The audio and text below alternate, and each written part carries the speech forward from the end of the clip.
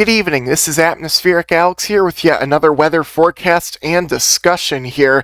I know we have gone through a ton of severe weather over the past few days, but we are likely going to see even more of it across the plains here going on through the rest of the weekend here coming right up, and we are expecting potentially another significant episode of severe weather.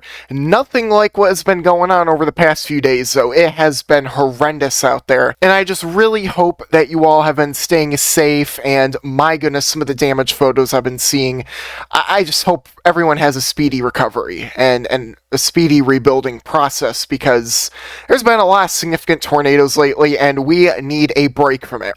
Break is not really what we're going to be receiving, so we're talking about tomorrow's severe weather risk here going into North Texas, southern Oklahoma. A level 2 out of 5 on the severe weather scale exists. I do expect this to get upgraded to a 3 out of 5 due to very large hail possibly, and the threat for pretty strong damaging winds, and even a tornado cannot be ruled out with those storms tomorrow. And our risks do include just a 2% chance of a tornado within 25 miles of a given point.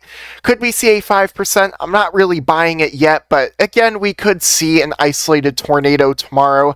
Your wind risk just to 15%, but your hail risk in your hatched areas could see hail over 2 inches in diameter, likely even over 3 inches in diameter in some areas. So we're really going to be needing to watch out for that here, especially across the DFW metro areas. Going on into Friday, we just have a 1 out of 5 marginal risk. Could we see upgrades? We'll have to wait and see.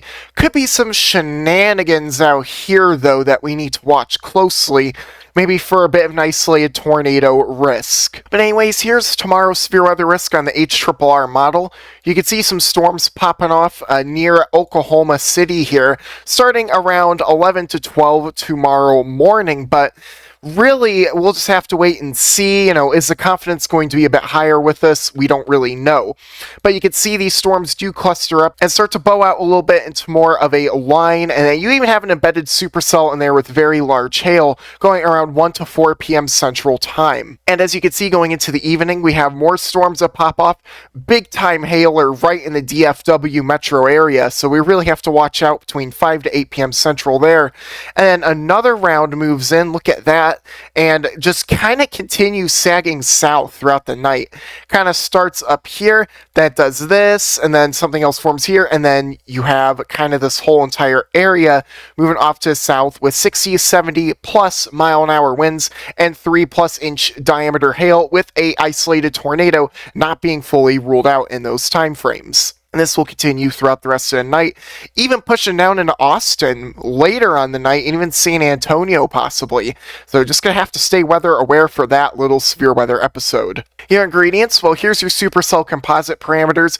You can see some of your yellows and oranges right through there, so definitely a bit of a favorable environment. I'd like to see a few more of those red colors. Here you go. Into the evening, this up here likely won't convect anymore, but a little off to the south will. And you're really going to begin to see those storms firing up here into your reds, even some hot pinks in there, so definitely going to be talking about supercells in that environment capable, like I said, damaging winds, very large hail, and even a tornado or two. Could we see a strong tornado in a very localized mesoscale environment? Well, I'm not really sold on it yet, but there's definitely a chance. It's just very, very low at this time. Now, here's going into Friday, a little less inaccurate model here from the NAM 3 kilometer.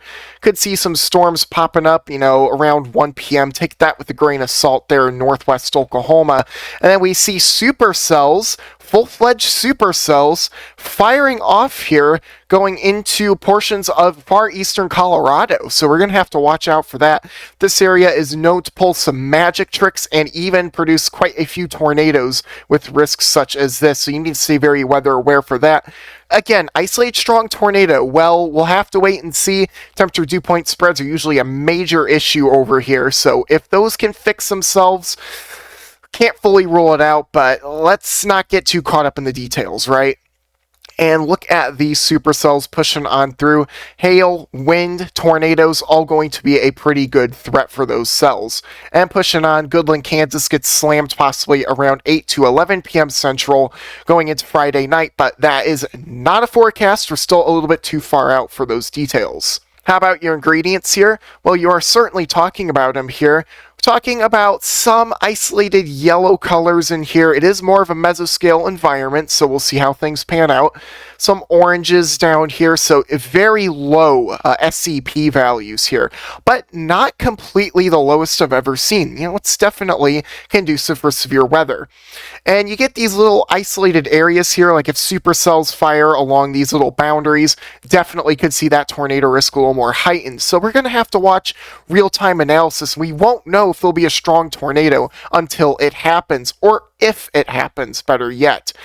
More of an environment kind of priming up down there, a bit of wind shear cranking up going late into Friday night, but as of now, like I said, some inconsistencies are blocking us from seeing that through. How about Saturday here? Could be talking about a much more significant risk here. Look at that.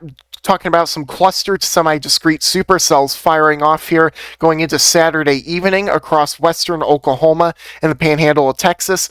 And that becomes a little more defined. Could definitely be talking about a tornado risk with some of those supercells.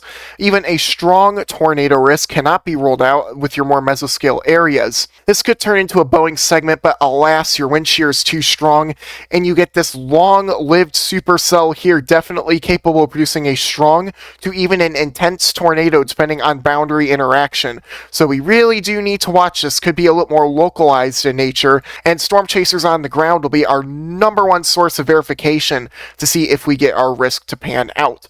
And more cells up here, more severe weather up near maybe Kansas City, but not a forecast, still too far out for that. How about your ingredients? Well, you're definitely going to have them on Saturday. Look at this. Talk about your oranges and reds here, oranges and reds over here, so certainly conducive for severe weather. Going into the night, you can see more heightened wind shear values across this area, and some of your orange and red colors here where your cells will be residing. So for sure, going to be talking about risk, and right here, like I said, if we get boundary interactions with this type of environment, we could see a strong to intense tornado across portions of western Oklahoma into the Texas Panhandle regions. But major uncertainties, major inconsistencies that far out.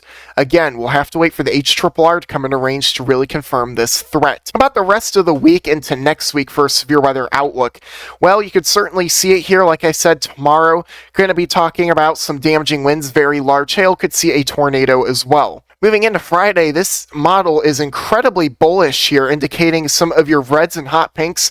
That seems a little too intense for my liking. I guess if we get a cell here, we'll have to see what happens. But as of right now, I kind of doubt this very elevated parameter space. That's a little too extreme.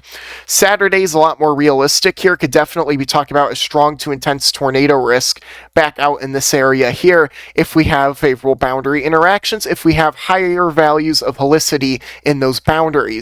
Going on through into Sunday, maybe could see something pop off. We'll have to wait and see. Dry air could be a bit of an issue. And then continuing on through into next week, we may just see very isolated, localized events of severe weather. And maybe as we get closer to the end of the time frame, some stuff might pop back up, but we are very uncertain on this risk for sure. The GEFS likes to show cooler temperatures, less favorability for severe weather this far out. That does not mean we're going to see an outbreak or an event though, so we're just going to kind of keep an eye on things and see how they pan out towards end of the month into early and mid-June. Well, with that being said, thank you so much for tuning in today's video. I hope you enjoyed it, and I hope you enjoy the new little banner I have right beneath my face here. I'm trying to experiment with something new, so I'm not just floating there in space. I want to kind of have a little bit of something there, a little extra creativity for you all, which I know you all enjoy greatly. That being said, please be sure to smash that like button and subscribe to my little corner of the weather community if you enjoyed the video, and even share us with friends, family on social media. With that said, have a wonderful night, everyone, and just stay weather aware, especially in these portions of Oklahoma and Texas over the next couple or few days.